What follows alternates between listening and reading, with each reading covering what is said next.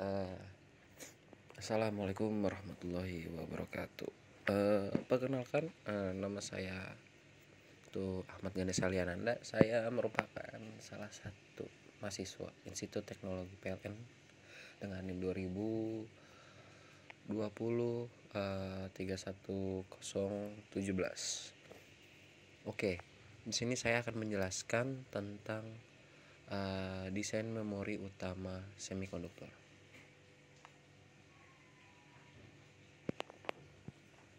Oke,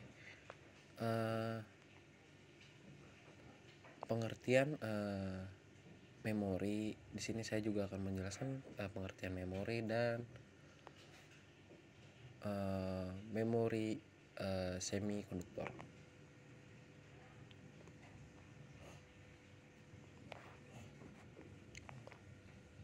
Oke, apa sih memori itu? Memori itu merupakan tempat penyimpanan data ya, pastinya data informasi apapun itu. Memori utama itu adalah memori di mana CPU itu mengambil instruksi selama program dieksekusi.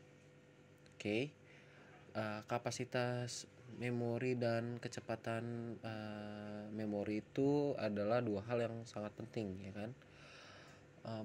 Merupakan pemanfaatan efektif komputer. Beberapa jenis memori hingga kini telah dikembangkan dan pada praktisnya terhadap banyak konsep manajemen yang ada. Oke, selanjutnya memori sinkronasi itu sendiri adalah komputer yang terbuat dari bahan semikonduktor. Perangkat penyimpanan data elektronik ini biasanya diimplementasikan ke sebuah semikonduktor berbasis sirkuit terpadu atau IC.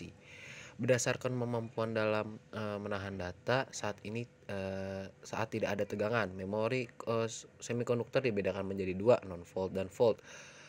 Nah, non-volatile sendiri itu adalah kemampuan semikonduktor untuk menyimpan data dalam perangkat bahkan saat komputer sudah dimatikan atau tidak dialiri daya. Oke, selanjutnya volatile itu adalah merupakan ketidakmampuan memori menahan data dengan data lainnya di saat komputernya itu mati. Jadi kalau mati komputernya hilang, datanya hilang. Ada 4 parameter yang signifikan dalam pemilihan komputer: kapasitas, kecepatan, latensi, dan bandwidth. Kedua, operasi memori secara umum. Oke. Walaupun setiap jenis memori berbeda cara pengoperasiannya,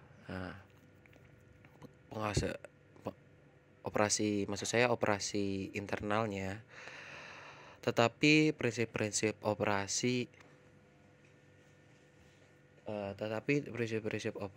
dasar tertentu adalah sama untuk semua sistem memori. Oke. Setiap sistem memori memerlukan beberapa jenis saluran input dan output untuk melakukan fungsi berikut. Memilih alamat memori yang akan diakses untuk operasi baca atau operasi tulis. Lalu B, operasi baca atau operasi tulis untuk dilaksanakan.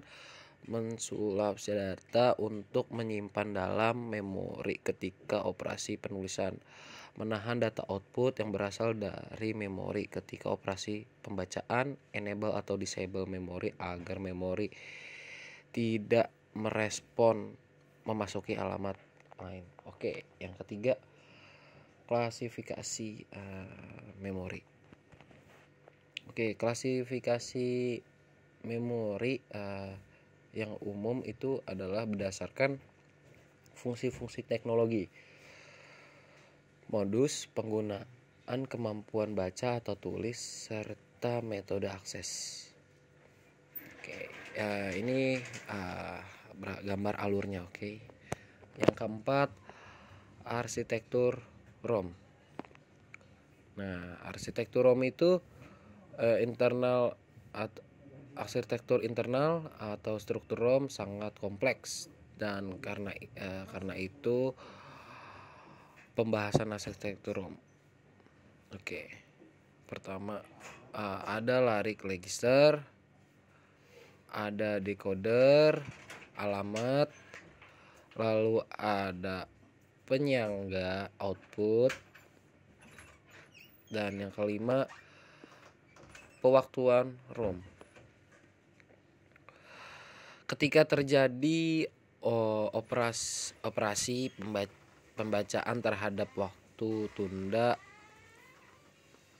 pembacaan waktu tunda, perambatan atau bagian delay antara pemberian sebuah input ROM dan memunculkan pada output. Waktu tunda disebut waktu akses, yang merupakan pengukuran cepat dalam operasi ROM. Oke. Demikian penjelasan yang bisa saya sampaikan. Kurang lebihnya mohon maaf. Wassalamualaikum warahmatullahi wabarakatuh.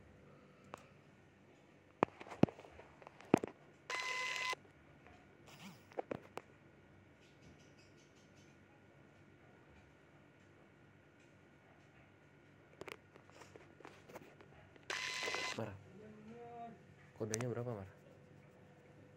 Lupa, Mar.